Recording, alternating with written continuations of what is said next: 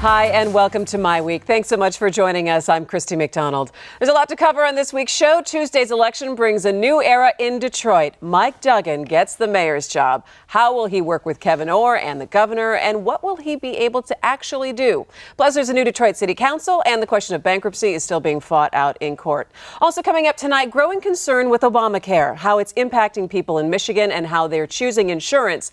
We'll talk to Blue Cross Blue Shield CEO Dan Lepp. But we start tonight with the new mayor and what this change really means. So let's start off with that and our contributors, the editorial page editors of the Detroit News and Detroit Free Press, Nolan Finley and Stephen Henderson. Gentlemen, there's nothing I like more than sitting down at MiWeek after an election night. We're comfortable today. I know. We're a little relaxed here today. We've had a hard week. I know. Yes, you have had a hard week. All right. So the build up to this election has been months and months. We've talked about it so many times. So finally, with the vote in, and now that Mike Duggan has won, what did this say about what Detroiters really wanted, Nolan? Change. I mean, clearly, they cast their vote for a guy who walked out of the suburbs 18 months ago. I know he spent a lot of time trying to make the case that he's a Detroiter. He's not a Detroiter. He's a suburbanite. He's the kind of candidate you would have never expected Detroit to elect. And yet people are desperate. They're frustrated. They want something different, and they certainly went for a different candidate. So the vote for change? Yeah, well, I mean, that's the motivated part of the Detroit electorate, and it has been now for at least 4 years. I mean, if you go back to 2009 and look at I don't know, what do we have, 10 elections that year because of the quantum right. stuff? Each one you saw people looking for something different than what we had. I mean, Dave Bing was also a suburban transplant, a business guy who literally moved into the city just to run for mayor. This week we also saw, for the second time in 4 years, a majority of the city council turnover. That's something that hadn't happened when it happened in 2009. It hadn't happened since 1973. So the part of the electorate that's really energized, I think, is the group that wants something better than what we have. But that's a good point, Steve, because, I mean, 4 years ago, people thought they were voting for a Mike Duggan. They thought they were voting for a guy with the management skills and turnaround skills to make a real difference in the city. And I think, they took a look at Mike Duggan and he sold them the right message. He didn't talk about anything except turning around the city. Well, Mike Duggan also had the political background too. So yes, I mean, so he's got this skill to do it. So now let's make the planner sheet for him. What does Mike have to do in the next 2 weeks? He's got to establish a very effective working relationship with Kevin Orr. Possible? Is that even possible? So. My colleague Dan Howes has a column in the Detroit News today talking about all of the behind-the-scenes work to make that happen. The governor very much wants to make it happen. They see Duggan as a guy who would be a lot more effective at restructuring the operations of government than Kevin Orr has been. There's growing frustration in Lansing that the operations of the city aren't getting fixed quickly enough. And, he's relied on a lot of consultants because he's had no choice. And the consultants haven't been as effective in changing the culture and operation of the government as the governor would like. I'd love to be the fly on the wall, though, in that meeting where they both sit down. What does that meeting sound like? Well, what does it look like? One thing that I noticed is that Kevin Orr and Mike Duggan are a lot alike in the way that they approach their work. And I think there's an opportunity there for them to build a partnership around that. They are both about getting the work done, right? And holding people accountable when they don't get it done. Kevin Orr has said for a while privately that he badly needs a partner, that the quote-unquote three-headed monster of bankruptcy, restructuring, and running the city is killing them, and that they don't have enough competent people to help them do that. And I think they're very hopeful that Duggan will not only be that person, but also surround himself with people who can do the work. Okay, so I understand that he said he badly needs a partner, but in reality, though, the buck has to stop with someone. Someone gets that final answer. They're not truly partners in that sense. No, that'll be Kevin. And is Duggan going to chafe under that? Well, of course he's going to chafe under it, but he's also a person who understands reality. I don't see him going out here tilting at windmills. He knows there's an end to this, and that if he can help, if he can cooperate, if he can make things work, the end will come sooner than it might otherwise. I mean, in truth, the governor can keep his hands on this city for 4 years if he needed to, basically the way the law works. And I think what they've told Mike is, look, you play ball, you help us out, you get us to where we need to be, and this time next year we're gone and you've got it. All right, so that's what I was going to say. Now there's this, I guess, relationship now with the governor. How involved is he going to be in this? He told me Sunday he plans to be extremely involved in building the relationship between Duggan and Orr. That he sees that as his role primarily because, you know, Kevin Orr reports to him. This is his decision to be running the city from the state. So is Dave Bing saying, well, then where were you X amount of months ago? Oh, I think Dave Bing got that chance early on, and Kevin Orr discovered how bad a manager Dave Bing was when he got here, that the city was in shambles, and B, Dave Bing kept pushing back against the things that Kevin wanted to do and said needed to be done. So, you know. And Bing never could build in a relationship with the governor. Right. And you've got to do that first. I mean, before you can expect the governor to advocate on your behalf with Kevin Moore, or you've got to build a relationship with the governor, and he didn't do it. I suspect Mike has been doing that right along. He and Andy Dillon are very close, and Andy's helped sort of bridge that. And this is the right governor to make that possible. This is a governor who has very little interest in partisan politics.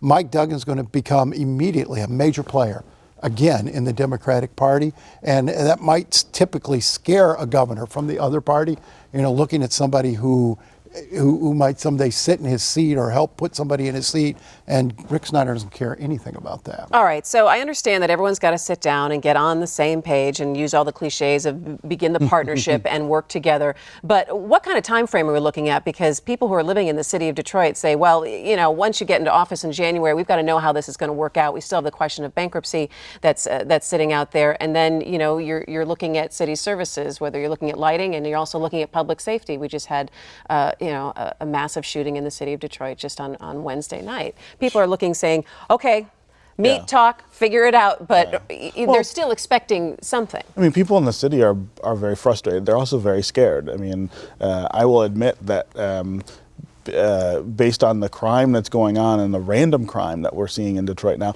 I don't let my wife go get gas anymore because I feel like the carjackings and the random muggings and things that are going on are just a little too intense right now. And I know a lot of people are having those same conversations around their dinner tables. That's not living, because that's a simple thing that you should be able to go and do. That's absolutely right, and that's the thing that Mike Duggan will have to face immediately, is the fact that, I won't move out of the city because of that.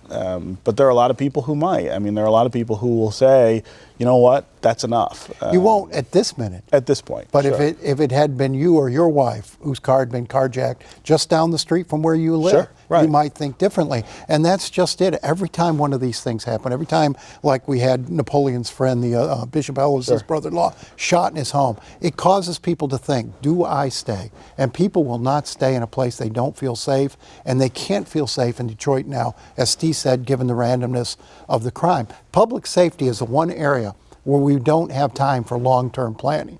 You can't say, well, this is going to be a 3-year or a 5-year effort. People need to see some results now. I think they need to put a multi-agency task force together to go after the unsolved murders. We're not solving 70% of the murders in this city go unsolved. So you got murderers walking the street.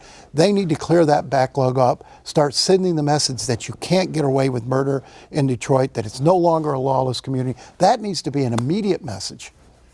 Has that worked in the past, though, when you have multi-agency task force coming in and working like that? It hasn't worked in Detroit for a lot of reasons, not least of which is the dysfunction in DPD, with the way that it's run and with the accountability. I think Chief Craig is really working that end of it, but it's going to be a while before he's got that to the point where you can count on them to do that part of it.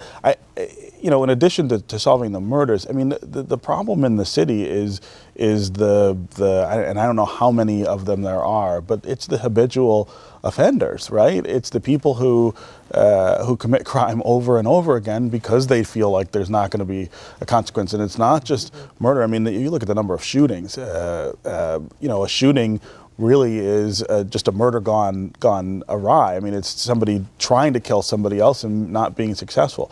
That number is much higher than it should be, and you've got to have the warrant squad going out finding. A lot of these folks are people who should be in jail already. Warren Evans made a lot of headway with that when he was police chief. We haven't really focused on that since then, and so home invasions too, Steve. Absolutely. That rattles people. It shakes their faith in the city. They'll put up with, okay, I'm going to wait. I know they're going to get the garbage fixed, and I know they're going to get the parks mowed someday. They will not wait to feel safe in their own homes. It's quality of life. It's quality of life. All right, I want to skip back and just take a step back, looking at the election, looking at city council. Mm-hmm. What kind of role will this new council play? And do we have that?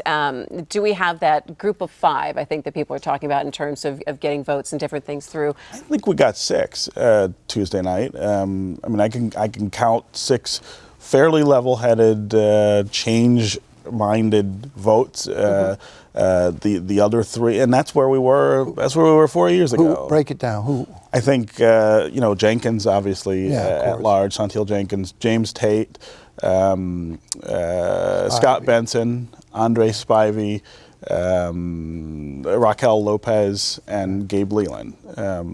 I think that's a pretty good core group, and it helps to have 6, right? Because not everybody's going to agree on everything all the time. Mm-hmm. You only need 5 to get something done. Really, really, I mean, if you look at the places where maybe we were disappointed on election night, it was the return of Brenda Jones, who's been just absolutely useless on council and an obstructionist, and the addition of George Cushionberry, which I'm not sure how to read. Well, he's got a history on that. I mean, he's somebody we all know, and he's been around a long time. He was not a bad legislator.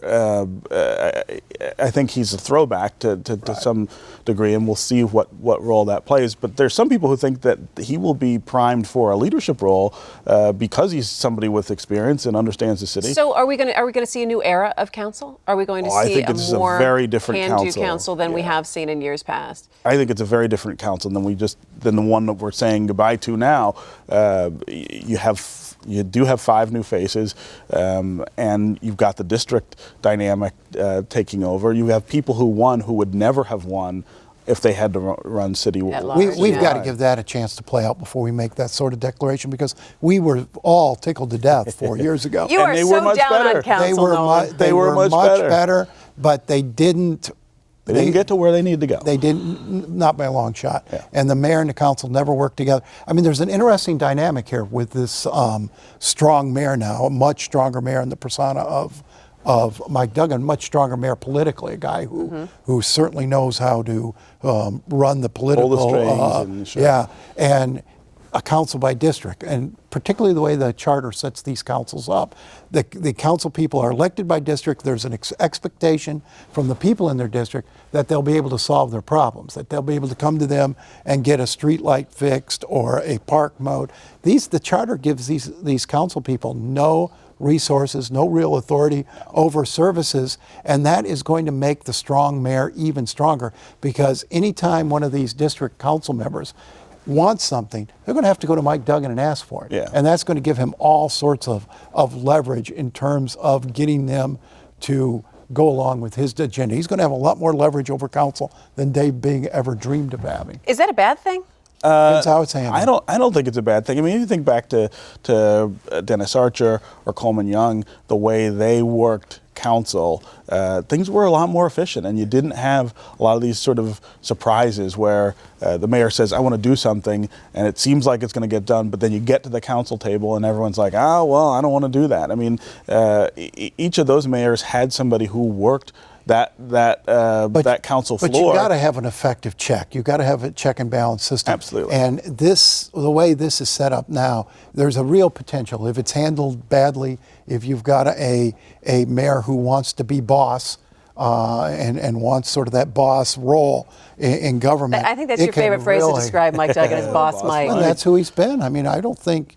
That's his persona. I mean, that's his political persona for sure. And, I think that's how he is initially, at least, going to manage things in City Hall. It almost feels like that is a bad thing when we talk about the political machines of years past. But yet here we have someone who came through that and has that persona. And you're talking about it as a positive. Is that what the no, not city necessarily. No one talking doesn't about think it's as positive as I do. Yeah. I mean, well, I was here during the Wayne County years, and yes, they got things done, but a lot done. A lot of people also got very wealthy off their associations with county government, and I'm not still sure yet we have a strong enough ethics ordinance to keep those sort of things from happening again, to keep people from coming in and using their contacts and their attachments to the mayor's office, to the city, using sort of their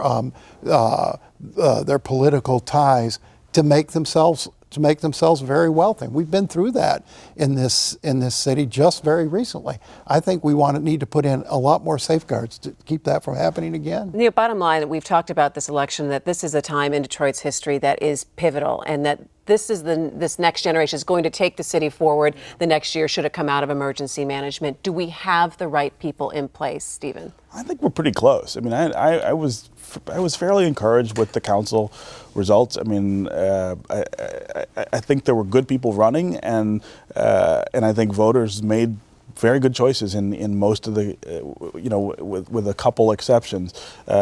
I do think Mike Duggan can be a really good mayor. I think there's going to be a challenge for him to sort of adjust to this role with Kevin Orr and the governor. That's not going to be, what he's accustomed to.